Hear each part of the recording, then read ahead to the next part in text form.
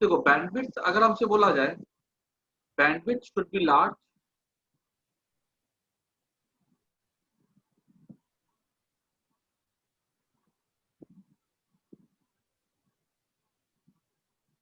और small,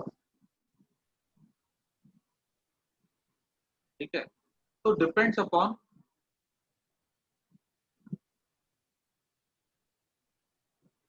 situation. जैसे एक तुमको बड़ी इंटरेस्टिंग चीज बताता हूँ कि हमारा जो कान है, जो हमारे ईयर्स है, वो भी क्या एक एलसीआर सीरीज सर्किट है। ये जो हमारा जो कान है एलसीआर सीरीज सर्किट है, इसका अगर हम बैंडविड्थ देखें ना, ये 20 हर्ट्ज से लेकर के 20,000 हर्ट्ज तक की है। ये हमारे कान का बैंडविड्थ होता है। मतलब जो भी फ्रीक्वेंसी हमारे कान में आएगी 20 से लेकर 20,000 तक की, वो रेजोनेंट फ्रीक्वेंसी के जो भी बनाएगा पावर, ठीक है, उसके हाफ से ज्यादा बनाती है। और 20 हर्ट्ज से लेकर 20,000 हर्ट्ज तक की हम सारी फ्रीक्वेंसी को सुन सकते हैं। लेकिन अगर कोई फ्रीक्वेंसी 20 हर्ट्ज से कम की होती है और 20,000 से ऊपर की होती है तो हम उसको नहीं सुन सकते, क्योंकि अगर ये 20 है, ये 20,000 है, ठीक है, ये हमको देगा मैक्सिमम पावर पी नॉट, ठीक है। अगर ये 20 से कम हुआ या 20 से ज्यादा, 20,000 से अगर ज्यादा हुआ, ठीक है, तो हम उसकी आवाज को सुन नहीं पाएंगे। तो हमारे कान की बैंडविड्थ, अब सोचो अगर हमारे कान की बैंडविड्थ अगर छोटी होती, ठीक है, मान लो खाली वो 300 से 500 की होती, तो क्या होता, हम जो भी ह्यूमन वॉइस है सब सुन सकते थे। जो आदमी की आवाज होती है, औरत की आवाज होती है, हम सब सुन लेते। लेकिन जो जैसे तबला की आवाज 50 हर्ट्ज की होती है, हम नहीं सुन पाते। घुंघरू की आवाज, ठीक है, फ्लूट की आवाज, उसकी आवाज होती है 7,000 हर्ट्ज की होती है, हम उसको नहीं सुन पाते। तो जिससे क्या होता है, हम बहुत सारे जो सॉन्ग्स होते हैं जिसकी म्यूजिक को हम एंजॉय कर पाते हैं, ठीक है, हम उस म्यूजिक को एंजॉय नहीं कर पाते अगर हमारी कान की बैंडविड्थ छोटी होती तो। आई बात समझ में? तो बैंडविड्थ का तुमको सिग्निफिकेंस समझ में आ रहा होगा। अब मान लो जैसे कि तुम अगर किसी कोई इलेक्ट्रिकल इंस्ट्रूमेंट खरीदते हो, ठीक है, कोई स्पीकर खरीदते हो, ठीक है, कुछ ऐसा तुम खरीदते हो, तो जो कि हमको जिससे कि मान लो साउंड निकलती है, ठीक है, टेप रिकॉर्डर ऐसा। अब अगर मान लो उसकी बैंडविड्थ छोटी है, ठीक है, अगर उसकी बैंडविड्थ छोटी है, मान लो 500, उसकी बैंडविड्थ अगर मान लो 1000 से लेकर के 2000 के बीच में है, तो अगर उसके ऊपर बाहर से अगर हम एक इलेक्ट्रोमैग्नेटिक वेव भेजते हैं, उसकी नेचुरल फ्रीक्वेंसी की बैंडविड्थ क्या है, 1000 से लेकर के 2000 के बीच में। अगर हमने बाहर से भेजा 500, तो इसको नहीं पकड़ पाएगा ये। अगर हमने बाहर से भेजा 5000, नहीं पकड़ पाएगा ये। तो बहुत सारे फ्रीक्वेंसी जो बाहर से आ रही होंगी सिग्नल की, वो उसको पकड़ नहीं पाएगा, हम उसको सुन नहीं पाएंगे। तो वहां पे क्या होगा, म्यूजिक की क्वालिटी खराब हो जाएगी। लेकिन जो अच्छे इंस्ट्रूमेंट्स होते हैं, जो अच्छे हेडफोन्स होते हैं, ठीक है, जो महंगे हेडफोन्स होते हैं, ठीक है, उनकी पता क्या होता है, उनकी अच्छी बात क्या होती है कि उनका बैंडविड्थ बहुत बड़ा होता है। तुम अगर मान लो एक 2000 का स्पीकर ले लो, ठीक है, एक तुमने स्पीकर ले लिया बोस का, तुमने ले लिया 50,000 का। अब 2000 और 50,000 में कुछ फर्क तो होता है।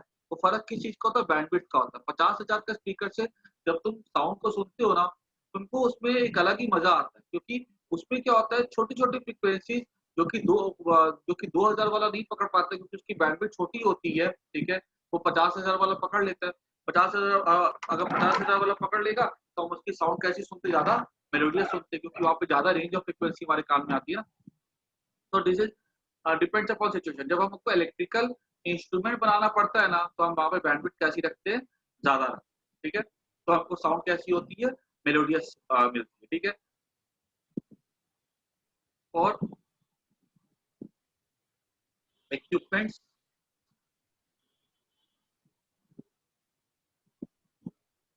Like speaker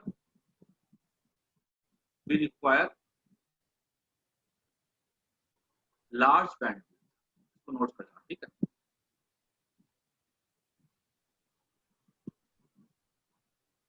so that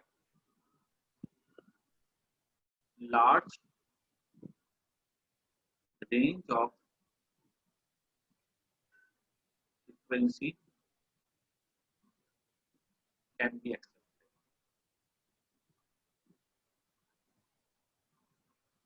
this produces more clear sound out, ज्यादा क्लैरिटी होती है। ये तो तुमको समझ में आ ही रहा होगा भाई, सस्ते स्पीकर और महंगे स्पीकर में क्या फर्क है। तो साउंड की तो क्लैरिटी होती है, वो इसी की वजह से होती है बैंडविड्थ। उसके बाद ये चलो हमको समझ में आ गया, लेकिन पता कभी कभी हमको बैंडविड्थ छोटी भी रखनी पड़ती है। जैसे नेचुरल कान हमारे बैंडविड्थ, अब बैट है, बैट का जो ईयर होगा उसका बैंडविड्थ और ज्यादा होता है, उसको तो 1 लाख हर्ट्ज तक ही जाता है। तो वो उसके कान जो होते हैं उसमें ज्यादा रेंज ऑफ साउंड भी अगर आती है ना तो वो उसको सुन सकता है, ठीक है। उस कान बैट के ईयर की बैंडविड्थ और भी ज्यादा होती है। तो उसके बाद देखो आप आगे, हम बैंडविड्थ कम कब पसंद करते हैं। जैसे कि मान लो अब मोबाइल कंपनी, ठीक है, मैंने बोला ना कि कम या ज्यादा हो तो सिचुएशन पे डिपेंड करता है।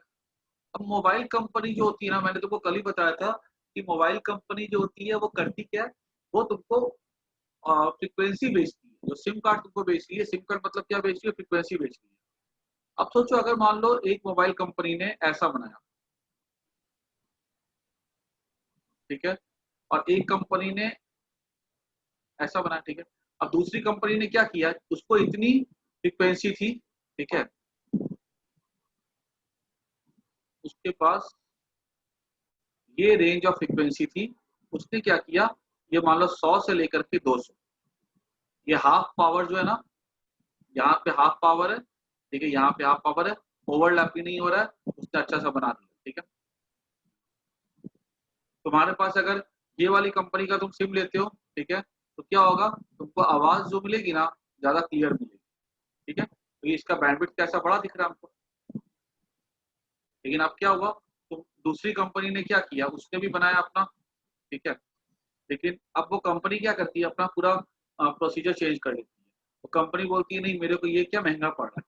अब उसने क्या किया, उसने ऐसा बनाया,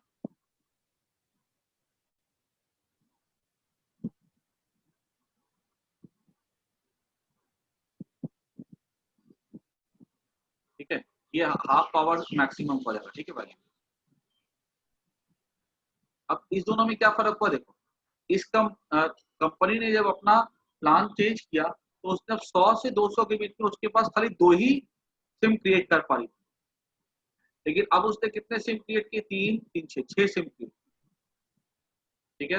अब उसने 6 सिम क्रिएट कर दिए, 100 उसके पास तो ये 100 200 का लिमिटेड रेंज है, ठीक है, जो कि वो कंपनी परचेज करती है, क्या कहते हैं, गवर्नमेंट से, ठीक है, जो सैटेलाइट वेटेलाइट तो जो भी होता है, ठीक है, वहां से परचेज करती है, जो लाइसेंस लेती है।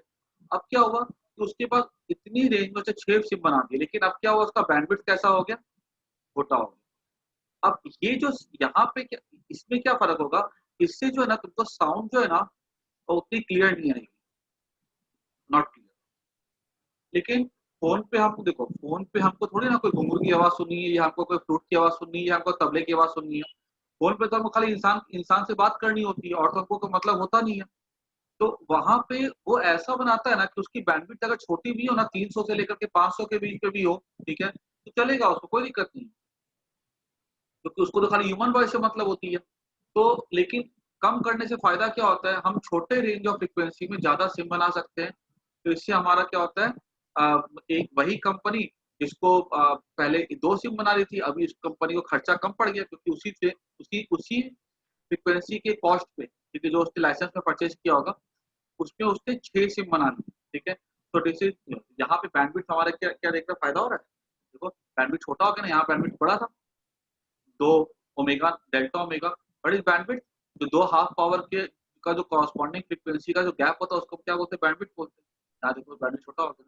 तो ये देखो यहाँ पे हम कैसा बैंडविड्थ पसंद कर रहे हैं, स्मॉल बैंड, ठीक है। तो यहाँ लिख देते हैं for telecom companies, they prefer, या खाली the telecom companies prefer small bandwidth,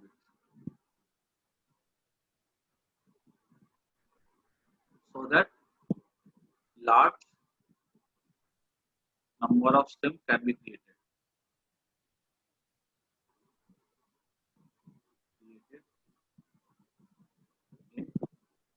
given range of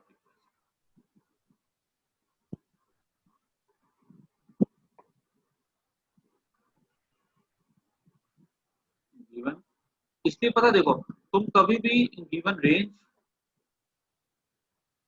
of frequency, देखो इसलिए पता है अगर मान लो तुम कभी भी किसी से डायरेक्टली बात करो ना, ठीक है, और फिर जब तुम उसकी आवाज फोन पे सुनते हो ना, तुमको कभी कभी आवाज पकड़ में नहीं आती, क्योंकि वहां पे क्या होता है बहुत सारी फ्रीक्वेंसी क्या होती है वो उसकी फ्रीक्वेंसी वहाँ पे मिसिंग भी हो सकती है, फ्रीक्वेंसी डिस्टॉर्ट हो जाती है उसकी, ठीक है। तो ऐसी लगता है हमको, लेकिन फिर भी हमको तो खाली फोन पे बात करनी होती है, हमको आवाज समझ में नहीं चाहिए, ठीक है। दिस इज देयर कॉस्ट, ठीक है। और ये हालांकि बुक में नहीं दिया हुआ सब बातें, लेकिन हमको जब हम पढ़ रहे हैं बैंडविड्थ के बारे में तो हमको थोड़ा फील लेने के लिए हमको समझ में आना चाहिए हम कोई चीज पढ़ रहे क्यों पढ़ रहे, ठीक है। तो ऐसी बातें किताबों में नहीं लिखी गई है अपने ना, लेकिन हमको पता होना चाहिए क्या इसका फायदा होता है क्या नुकसान होता है, उसके बाद ये हमको समझ में आ गया। अब यहाँ पे हम बात करते हैं, नेक्स्ट टॉपिक हमारा होगा, तो इरेज कर देता हूँ। नेक्स्ट टॉपिक हमारा क्वालिटी फैक्टर,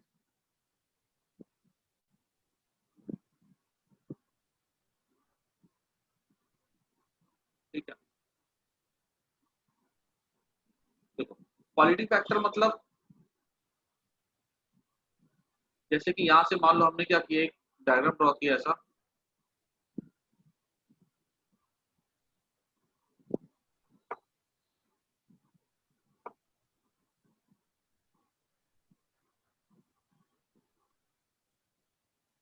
और एक हमारे पास डायग्राम बनाया गया करंट का वर्सेस फ्रीक्वेंसी का, ठीक है। इसको ओमेगा दे देता हूँ ना मैं,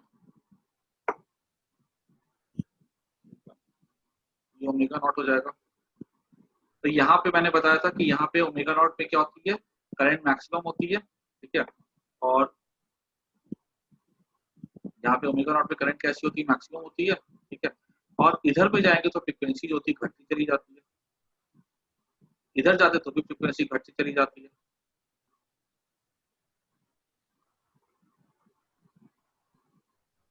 ठीक है। तो यहाँ पे मैं बताऊँ ना करंट, तो करंट क्या था, R B naught by Z होता है root over R square plus XL minus XC का स्क्वायर।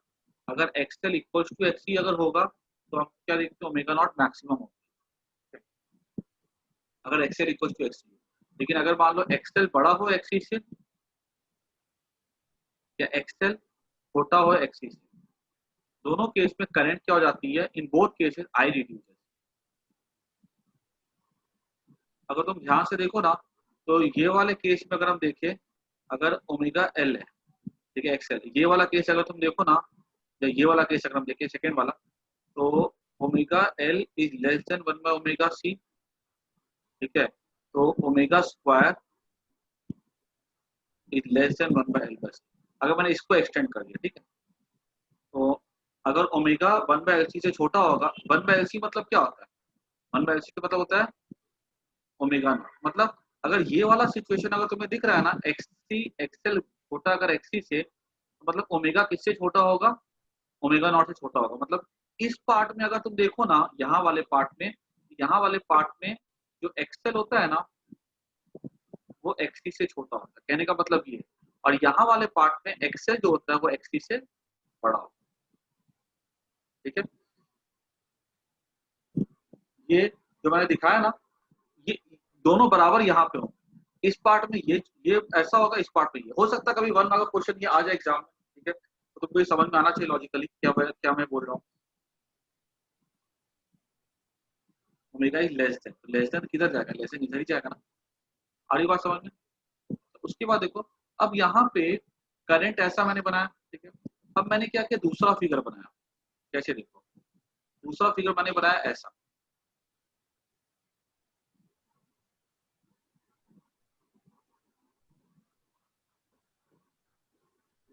यहाँ पर भी क्या हम देख रहे हैं कि यहाँ पर भी क्या हमको मिल रहा है, जो पीक मिल रहा है ना, जो हमको पीक मिलता है यहाँ पर भी, तो यहाँ पर मिलता है।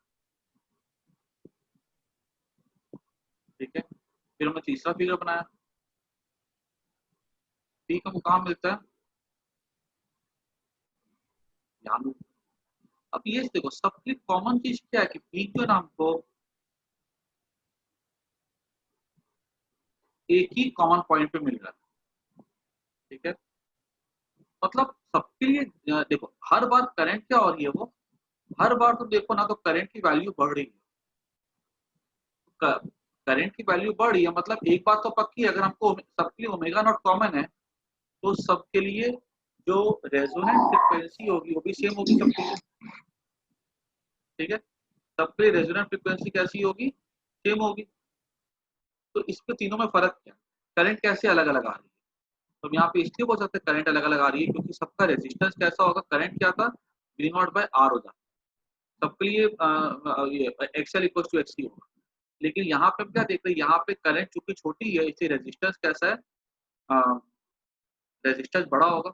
यहाँ का रेजिस्टेंस R1 R2 R3 ऐसा फिगर दे देगा तुमको, बोला जाएगा कंपेयर R1 R2 R3, तो मैं क्लियरली बोल सकता हूँ R1 बड़ा होगा R2 से, बड़ा होगा R3। एक तो पूछ लेगा कि भाई इधर एक्सेल बड़ा कि एक्सी बड़ा, इधर एक्सेल बड़ा कि एक्सी बड़ा, तुम वहां पे क्लियरली बोल सकते हो कि इस साइड में एक्सेल एक्सी बड़ा होता है, एक्सेल से लॉजिक मैंने यहाँ लिख दिया, और इस साइड में एक्सेल बड़ा होता है एक्सी से, मैंने लॉजिक यहाँ इसका उल्टा होगा यहाँ। अब रेजिस्टेंस का पूछा जाएगा तो रेजिस्टेंस को मैं यहाँ पे लिखूंगा। ठीक है,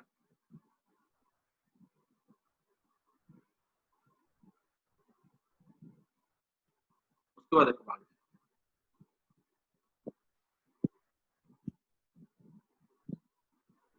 अब यहाँ पर अब आप देखो यहाँ पे क्या होगा, अगर हम इसकी बात करें ना तो अब इसमें और क्या डिफरेंस है इसमें, ये जो सर्किट है ना, जो 1 और 2 और 3 में क्या डिफरेंस है कि 1 में जो डिस्टरबेंस होगा ना वो सबसे ज्यादा होगा, 2 में डिस्टरबेंस कम होगा, 3 में डिस्टरबेंस और भी कम होगा। इसका मतलब क्या होगा,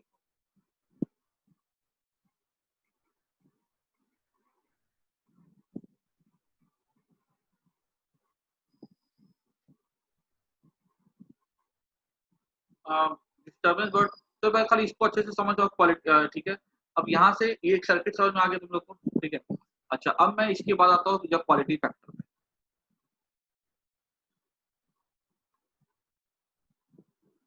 क्वालिटी फैक्टर इसे समझाऊंगा ना तो उतना मजा नहीं आएगा। ठीक है, तो कंफ्यूजन हो जाएगा, तो मैं क्वालिटी फैक्टर से समझा देता हूँ।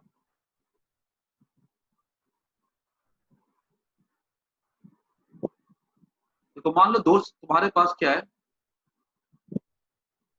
एक दो ऐसे करके हैं। ठीक है, हम ये क्वालिटी फैक्टर जो है ना, ये टर्म ज्यादा यूज करते हैं, टेलीकॉम कंपनी वाले यूज करते हैं। ठीक है, उनके पास क्या है, दो फ्रीक्वेंसी की रेंज ऐसी है। ठीक है, और उनके पास एक ऐसी है और एक ऐसी है, और दूसरा उनके पास ऐसा है। ठीक है, देखो यहाँ पे बैंडविड्थ कैसी है, छोटी है, यहाँ बैंडविड्थ कैसी है, बड़ी है। ठीक है, अब सोचो अगर बैंडविड्थ बड़ी है यहाँ पे, तो यहाँ वाले में प्रॉब्लम क्या आएगी, अगर वो ये वाला सिस्टम यूज करते हैं ना तो उनकी वहां पे ओवरलैपिंग की चांसेस बहुत ज्यादा हो। ठीक है, ज्यादा उनकी वॉइस होगी ओवरलैप करेगी, यहाँ पे ओवरलैपिंग कैसी होती है, यहाँ पे ओवरलैपिंग कम होती है। तो इससे क्या बना के उन्होंने एक टर्म बना के रखा है, quality factor.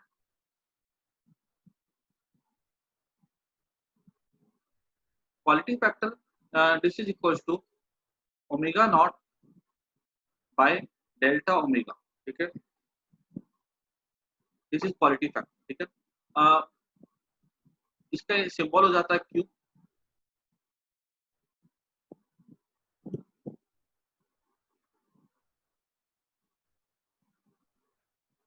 It is defined as resonant frequency by delta omega. ठीक है, अब इसको हम लोग बोल सकते हैं ना ऐसा कि क्वालिटी फैक्टर दिखाता है कि हमको कि ये दिखाता है ना कि सर्किट कितना ज्यादा सेलेक्टिव है, इट शोज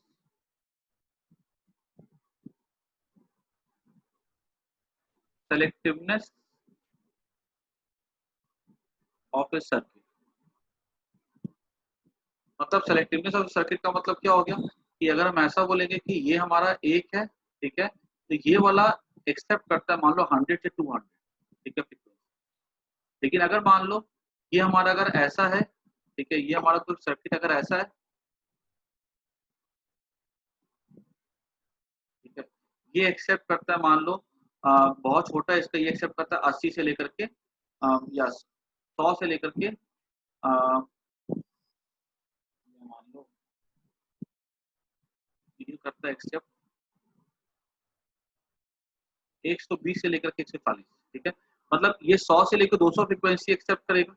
लेकिन इसका ये क्या है, इसका इसका डेल्टा ओमेगा छोटा है। अगर डेल्टा ओमेगा छोटा है इसका, तो इसका क्वालिटी फैक्टर कैसा होगा, बड़ा होगा। लेकिन ये खाली इसी क्या एक्सेप्ट करता है, 120 से लेकर 140 की फ्रीक्वेंसी एक्सेप्ट, ठीक है। इसमें आजू बाजू वाली फ्रीक्वेंसी का एंट्रेंस कैसा होता है, कम, ठीक है। तो कभी कभी हमको क्वालिटी फैक्टर, मैंने बोला सिचुएशन सिचुएशन में डिपेंड करता है। कभी कभी हमको क्वालिटी फैक्टर कम चाहिए होता है। क्यों कम चाहिए होता है, ताकि हम ज्यादा उस पर एडजस्ट कर सके फ्रीक्वेंसी। कभी कभी ऐसा होता है कि अगर क्वालिटी फैक्टर बड़ा अगर हो जाएगा, ठीक है, तो क्या होगा, हमको डिस्टर्बेंस ज्यादा मिलेगा, ठीक है, बड़ा हो जाएगा तो बाकी फ्रीक्वेंसी भी एंटर करिए इसमें। हम चाहते कि नहीं, हमको एक पर्टिकुलर फ्रीक्वेंसी वाला ही चाहिए अगर, ठीक है, बाकी नहीं एंटर करे, तो हम क्या करेंगे, उसके हम डेल्टा ओमेगा को कम कर देंगे। उससे क्या होता है कि हमारे जो साउंड है उसकी क्वालिटी बढ़ जाएगी। जैसे मैंने तुमको अपने ईयर्स का एग्जांपल दिया, ठीक है, कान का, कि देखो हमारे कान क्या करते हैं, इसकी बैंडविड्थ ज्यादा होती है, तो हम लोग म्यूजिक की भी आवाज सुन सकते हैं, फ्लूट की भी आवाज सुन सकते हैं। लेकिन सोचो अगर हमारे कान की बैंडविड्थ अगर कम होती, तो क्या उसका कहीं हमको एडवांटेज मिल सकता था किसी सिचुएशन में, तो हो सकता था। मान लो जैसे कि अभी मैं पढ़ा रहा हूँ तुमको, मेरे कान में पंखे की भी आवाज आ रही है, तुम्हारे कान में भी पंखे की आवाज आ रही होगी, तो तुम वो अगर मान लो हमारा बैंडविड्थ ऐसा होता कि वो पंखे की आवाज उस पर नहीं आ पाती, तो क्या तुमको मेरी आवाज ज्यादा क्लियरली सुनाई पड़ती, तुम ऐसा भी तो सोच सकते हो ना कहीं अगर बैंडविड्थ का ज्यादा का भी फायदा, तो उसके उसके उसका ज्यादा का होने का नुकसान भी हो सकता है, ठीक है। हर चीज का नुकसान फायदा होता है। तो कभी कभी जो हम इलेक्ट्रिकल इंस्ट्रूमेंट बनाते हैं ना, ठीक है, वहां पे अगर हमारा बैंडविड्थ बहुत बड़ा हो जाएगा ना, तो पता उस पर बाकी सब नॉइज भी एंटर कर जाएगी जो हम चाहते कि नहीं करें। इससे क्या होगा, हमारी म्यूजिक की क्वालिटी खराब भी हो सकती है, ठीक है। इसलिए जब म्यूजिकल इंस्ट्रूमेंट जो स्पीकर बनाए जाते हैं ना, उनको बहुत ध्यान से बनाया जाता है कि नहीं, हमारा बैंडविड्थ अगर कहीं पे छोटा करना है तो छोटा कर भी दो, ताकि हमारा कुछ बाहर से नॉइज खर खर खर खर आवाज जो आती है ना, वो नहीं है, ठीक है। तो उस चीज को लेकर के कभी कभी क्वालिटी फैक्टर को हम समझ सकते हैं, ठीक है, कि उसका बैंडविड्थ कैसा होना चाहिए, छोटा होना चाहिए, ताकि डिस्टर्बेंस बाहर से नहीं एंटर हो। It shows the selectivity of a circuit, ठीक है। तो याद रखना, हम अपने स्पीकर जो बनाएंगे ना, उसकी बैंडविड्थ बहुत ज्यादा चौड़ी भी नहीं कर देते और बहुत कम चौड़ी भी नहीं कर सकते, ठीक है। हम एक पर्टिकुलर वैल्यू लेते हैं, ठीक है, ताकि वो ऑप्टिमम, ताकि ज्यादा लेने से डिस्टर्बेंस हो जाएगा, कम लेने से इंपॉर्टेंट फ्रीक्वेंसी वो पकड़ नहीं पाएगा, तो हम उसको एक ऑप्टिमम रखते हैं।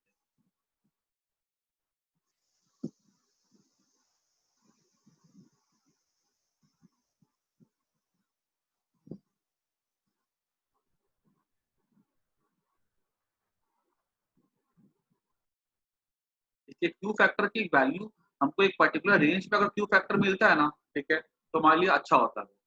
मतलब बहुत ज्यादा बड़ा भी होना चाहिए, बहुत ज्यादा छोटा भी होना चाहिए, ठीक है। That is called as quality factor. तो देखो ना, इस पे लिखा हुआ है कि क्वालिटी फैक्टर जो होता है ना, वेरीज फ्रॉम 10 टू 100। बुक में लिखा हुआ क्वालिटी फैक्टर 10 से लेकर के 100 के बीच में होता है। कभी कभी 200 भी चला जाता है, लेकिन एक लिमिट के बियॉन्ड उसको नहीं बढ़ाता, ठीक है, और एक लिमिट के बियॉन्ड कम भी नहीं करते। और क्यू की वैल्यू कैसे निकाल सकते हैं, मतलब Q equals to omega naught. Omega naught क्या हो जाएगा हमारा, 1/√LC हो जाएगा। डेल्टा ओमेगा हमने कल सीखा था, डेल्टा ओमेगा R/L आ रहा था। ये कितना हो जाएगा, ये हो जाएगा, डिवाइड कर दो तुम इसको, तो 1/√LC इंटू L/R, ये हमारा हो जाएगा 1/R√L/C। This is the quality factor, ठीक है। तो क्वालिटी फैक्टर किस पे डिपेंड करता है, रेजिस्टेंस पे डिपेंड करता है, इंडक्टर्स पे डिपेंड करता है, कैपेसिटर्स पे डिपेंड करता है, ठीक है। एक तरीका और हो सकता है क्वालिटी फैक्टर को डिफाइन करने का, तो ऐसे भी ले सकते हैं, when we gate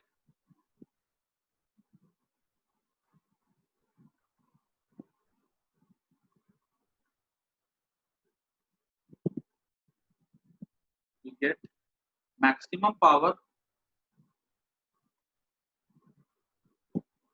with minimum disturbance.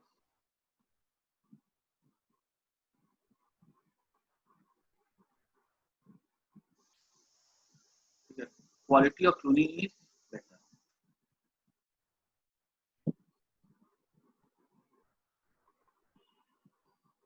ये स्टेटमेंट है बस खाली ऐसे समझने के लिए। इसका मतलब क्या हुआ, ये भी क्वालिटी फैक्टर से ही रिलेटेड है। ऐसे देखो, मान लो कि हमारे पास अगर ऐसा है, ठीक है, एक हमारा ऐसा है और एक हमारा ऐसा है, ठीक है। अब इसका यहाँ से लेकर के यहाँ तक की है, ठीक है, आई नॉट बाय रूट, इसका आई नॉट बाय रूट यहाँ से लेकर के यहाँ तक। इसका देखो तो बैंडविड्थ कैसा है, इसका बैंडविड्थ बड़ा है, इसका बैंडविड्थ छोटा है, ठीक है। यहाँ पे हमको आवाज क्या मिलती है, यहाँ पे डिस्टर्बेंस कम होगा, क्योंकि यहाँ पे बैंडविड्थ कैसा हो रहा है, एक फ्रिक्वेंसी का रेंज छोटा हो गया, अनाप शनाप वॉइस जो काम की नहीं होती वो यहाँ पे एंटर नहीं करेगी, तो हम बोलेंगे कि नहीं यहाँ पे पावर ज्यादा मिल रहा है और डिस्टर्बेंस कम मिल रहा है, तो हम इसको ज्यादा प्रेफर करें, ठीक है। अगर हमारे पास अगर ऐसा बना जाना अगर कि भाई R1 R2 R3, ठीक है, कौन सा सर्किट बेटर है, तो हम इसको चूज करेंगे, क्योंकि इसमें क्या होता है, इसमें एक ही पावर में हमको, ठीक है, बैंडविड्थ कैसी मिलती है, छोटी मिलती है। तो यहाँ पे क्या होता है, थोड़ा सेलेक्टिव हो जाता है सर्किट, डिस्टर्बेंस बाहर से कम आता है। और इसमें क्या होती है, क्योंकि R3 इसका कम हो जाता है ना, इसलिए यहाँ पे करंट की वैल्यू भी, करंट ज्यादा होती है, तो आवाज हमको तेज सुनाई पड़ती है ज्यादा। तुम जैसे कि मान लो, जब तुम चैनल को, टीवी के चैनल को चेंज करते हो ना, जब तुम टीवी के चैनल को चेंज करते हो, तुम क्या कर रहे होते हो, तुम ये कर रहे होते हो, ठीक है, तुम ओमेगा नॉट चेंज कर रहे हो, तुम अलग अलग ओमेगा नॉट पे तुमको अलग अलग चैनल मिलते हैं। लेकिन जब तुम टीवी की आवाज के स्पीकर को, जब तुम टीवी की आवाज को तेज कर रहे होते हो ना, ठीक है, आवाज जब तुम ये चैनल चेंज करना होता है, जब तुम आवाज तेज करते हो ना, तुम ये करते हो, ठीक है।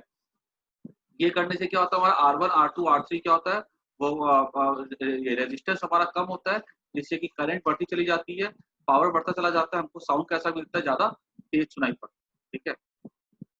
और उससे पता कभी कभी थोड़ा ध्यान दोगे ना, तो उससे थोड़ा कभी कभी साउंड की जो होती है ना, एक लिमिट तक की, जब तक आवाज फटेगी, साउंड की क्लैरिटी भी बढ़ती चली जाती है, क्योंकि उसमें क्या होता है, बाहर के जो आते हैं ना, जो रेंज, वो कभी डिस्टर्ब नहीं करते। तो this is channel changing, this is channel sound increase.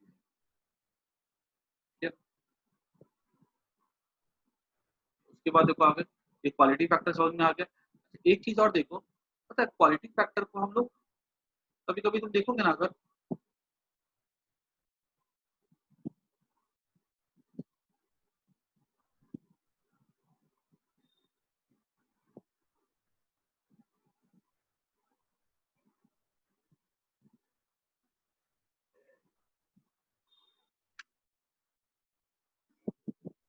तो यहाँ पे लिख देना Q is greater than 10 less than 100, ठीक है।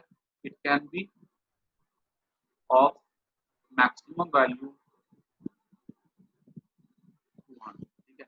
It can be of, it can go up,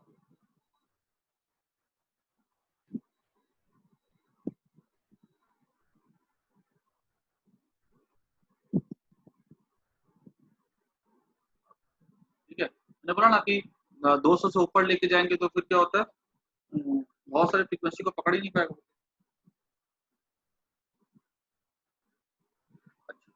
अपने को ये समझ में आ गया क्वालिटी फैक्टर क्या होता है, ठीक है।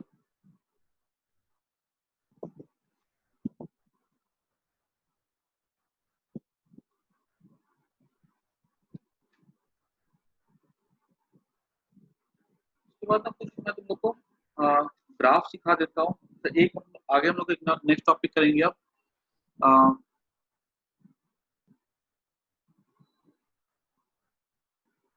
ग्राफ देख लेते हैं पहले हम लोग, ठीक है। इसके ग्राफ तुमने जो जो सीख करके रखे हैं, पहला ग्राफ किसका था, ये हमने देखा था अभी, ये ग्राफ था हमारा करंट का और फ्रीक्वेंसी का। फिर हमने एक ग्राफ देखा था इम्पीडेंस का और फ्रीक्वेंसी का। देखा होगा कि इम्पीडेंस सबसे कम कब होता है, जब ओमेगा नॉट होती है फ्रीक्वेंसी, ओमेगा नॉट के इधर जाओ, ओमेगा नॉट के इधर जाओ, तो इम्पीडेंस क्या होता है, वो बढ़ता चला जाता है, ठीक है। यहाँ भी सेम चीज तुम लिख सकते हो, यहाँ पे एक्स टी बड़ा था एक्सएल से, ठीक है। यहाँ पर भी क्या होता है, एक्स टी बड़ा होगा एक्सएल, और यहाँ पे उल्टा हो जाएगा। उसके बाद थर्ड ग्राफ हमारा हो जाएगा, और भी बुक में कुछ कुछ ग्राफ दिए गए फ्रीक्वेंसी का, और जैसे कि हमने पढ़ा था ना एलसीआर सीरीज सर्किट, वहां पे मैंने 2-3 ग्राफ बताए थे। उसमें से जैसे कि अगर मान लो एक्सएल है, तो एक्सएल क्या था, ओमेगा इंटू एल, ठीक है। तो ये एक्सएल क्या हो जाएगा, 2 पाई एफ इंटू एल हो जाएगा। अगर बोलेगा कि इम्पीडेंस का ग्राफ ड्रॉ करो विथ रेस्पेक्ट टू फ्रीक्वेंसी, तो प्रोपोर्शनल में आना नहीं है, डायरेक्टली प्रोपोर्शनल हो जाएगा एक्सएल और एफ का। ग्राफ हमने सारे ये दोनों ग्राफ, ये वाला ग्राफ हमने पढ़ के रखा था, ये वाला हमने अभी सीख लिया, ये वाला इक्वेशन हमने पढ़ के रखा था, इसका ग्राफ बना लेंगे। तो था अगर पूछा जाएगा एक्ससी, एक्ससी क्या था, 1/ओमेगा सी था, तो 1/ओमेगा सी क्या ले सकते हैं, एक्ससी हो जाएगा 1/2 पाई एफ सी। अब यहाँ पे देखो तो एक्ससी एक्सटर्नल फ्रीक्वेंसी के साथ घटता है, और ये क्लियर सी बात है कि ये इनवर्स रिलेशन है। इनवर्स रिलेशन किस में होता है, हाइपरबोला में होता है ना।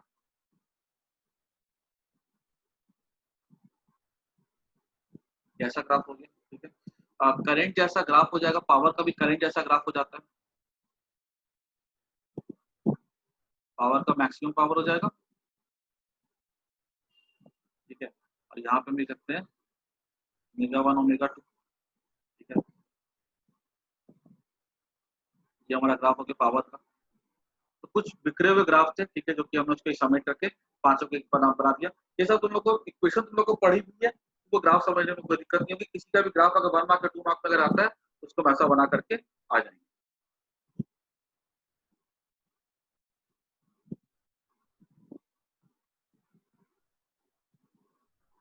ठीक है। बाकी एक चीज और देख लो, ये सबको क्लियर हो गया होगा, ठीक है। तुम्हारे बुक में लिखा ना एक चीज और, कि जो रेजोनेट सर्किट होता है ना,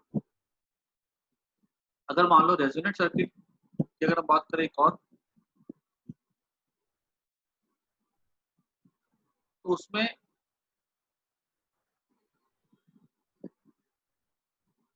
एक चीज और देख लो, अगर रेजोनेंस हो, तो अगर हमने यहाँ पे सप्लाई किया वोल्टेज भी ई नॉट, तो इसके अक्रॉस पूरा वोल्टेज कितना हो जाता है, ई नॉट हो जाता है। इसके अक्रॉस कितना होगा, ई नॉट। इसके across voltage across inductor and across capacitor are same, ठीक है। और इसके अक्रॉस नेट वोल्टेज कितना हो जाएगा, तो आंसर है 0 हो जाएगा, ठीक है। अब अगर हमसे पूछा जाएगा कि इसके अक्रॉस कितना वोल्टेज होगा, तो मान लो करंट अगर आई जा रहा है इसमें से, तो यहाँ वोल्टेज कितना हो जाएगा, यहाँ हो जाएगा voltage E naught equal to I into R, ठीक है। याद रखना in resonance the voltage across the resistance is same as that of the applied voltage, ठीक है। क्योंकि पूरा वोल्टेज इसके क्रॉस क्या होगा, हमने देखा वोल्टेज का फॉर्मूला क्या था यहाँ पे, वी इक्वल टू हो जाएगा V R square plus V L minus V C का स्क्वायर, ये था ना वोल्टेज का फॉर्मूला। अब रेजोनेंस में तो V L equal to V C होता है, एक्सएल इक्वल टू एक्स होता है, तो वी किसके इक्वल हो जाएगा, वी आर के equal in resonance, V L equal to V C. तो जो हमने अगर यहाँ सप्लाई किया 100 वोल्ट, तो इसके क्रॉस कितना वोल्टेज होगा, 100 होगा। और वीएल के क्रॉस कितना वोल्टेज हो जाएगा, वीएल के क्रॉस हो जाएगा आई इंटू एक्सएल हो जाएगा, ठीक है। और ये आई कितना हो जाएगा हमारा, आई तो हमारा हो जाएगा E naught by R into XL, ठीक है। जैसे कि मैं तुमको अगर ये छोटे से न्यूमेरिकल से समझाऊंगा तो मुझे जल्दी समझ में आएगा ये। जैसे कि मान लो एक क्वेश्चन समझाता हूँ, मान लो कि यहाँ पे हमारा ये रेजिस्टेंस है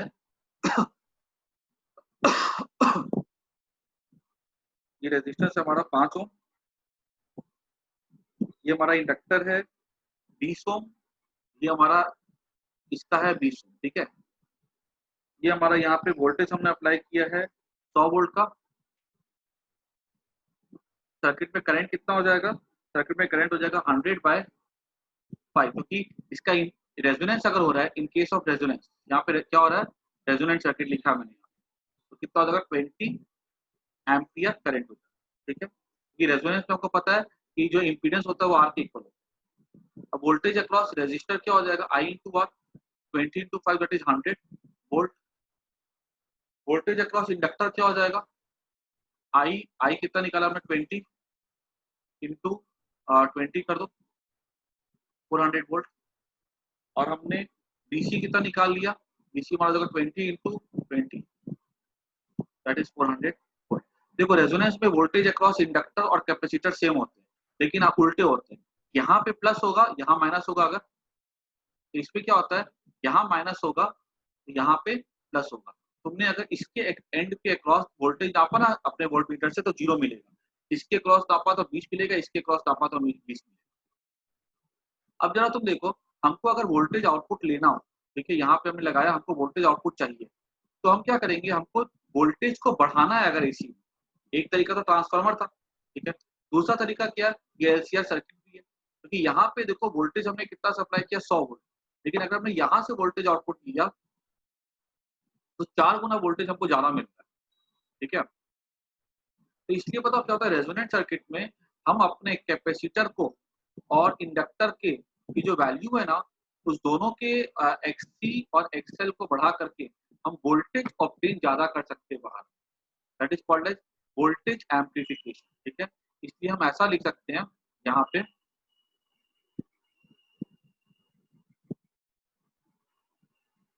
और जितना बड़ा तुमने इसका एक्ससी और एक्सएल रखा ना, हमको वोल्टेज क्या होगा, उतना ज्यादा मिलेगा। ठीक है, लेकिन एक्ससी एक्सएल इक्वल होना चाहिए। Resonant circuit can be use in voltage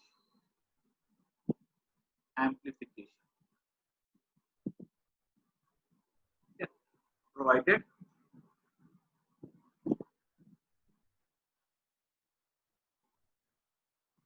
XL और XC दोनों की वैल्यू तो सेम ही होती है, should be greater than.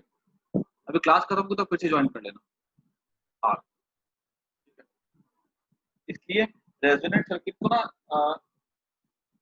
Voltage resonant, ठीक है, इसलिए इसका दूसरा नाम होता है वोल्टेज रेजोनेंट, नोट कर लो फटाफट, तो दूसरा नाम होता है वोल्टेज रेजोनेंट, क्योंकि पूछ लेगा एक में क्यों बोलते हैं voltage resonant, because it amplifies the voltage. तो फटाफट जो 20 ओम 4 गुना बड़ा था ना इससे, तो वोल्टेज भी 4 गुना ज्यादा देगा। अगर हाँ ये छोटा कर देगा तो काम नहीं करेगा, फिर मतलब नहीं उसको यूज।